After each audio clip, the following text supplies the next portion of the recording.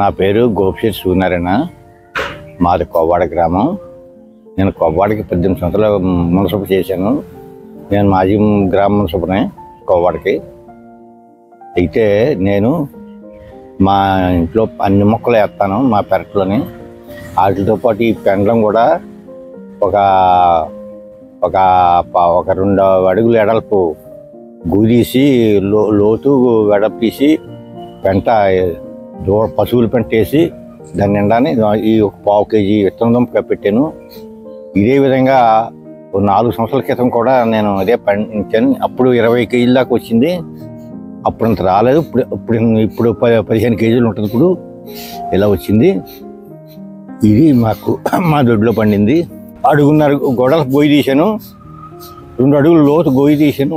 1.5 వెడల్పు 2 అడుగులు లోతు గొయ్యి తీసి పశువుల పెంట వేసి దాని మీద 1/4 కేజీ విత్తనం దుంప వేసి కప్పెట్టాను. అప్పటి నుంచి వర్షాధారంతోనే ఇది తయారైంది. ఈ నిన్నే తవ్వాను. ఇది ఎంత ఉంటుందండి సుమారు 15 కేజీలు వస్తుంది. మీ పెరట్లో ఇంకేం మొక్కలు ఉంటాయి? శామంతి, కంద వేసాను, పెండలం శ్యామ వేసాను,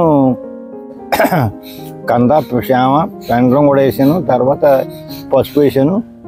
పసుపు కూడా ఒక 50 కేజీల దాకా అవి అవకాశం ఉంది. మొదటి నుంచి అలవాటు అండి. మొదటి నుంచి కూడా నాకు మొక్కలు వేయటం నాకు ఇదే ఇంట్రెస్ట్ ఎక్కువ. అదే ఇంట్రెస్ట్తో ఇప్పుడు ఇంకా నేను చేస్తున్నాను. 24 జూలై కప్పెట్టాను. 2024 జూలై కప్పెట్టాను. మరి ఇది ఎంత పెద్ద దుంప వచ్చింది కదా, ఏం చేస్తారు? ఏం చేస్తామండి, నలుగురికి పంచి పెట్టడమే నా కోరిక. 4 పండించడం, నా రక్త సంబంధీలు పెట్టడం, నా స్నేహితులు పెట్టడం నాకు అలవాటు.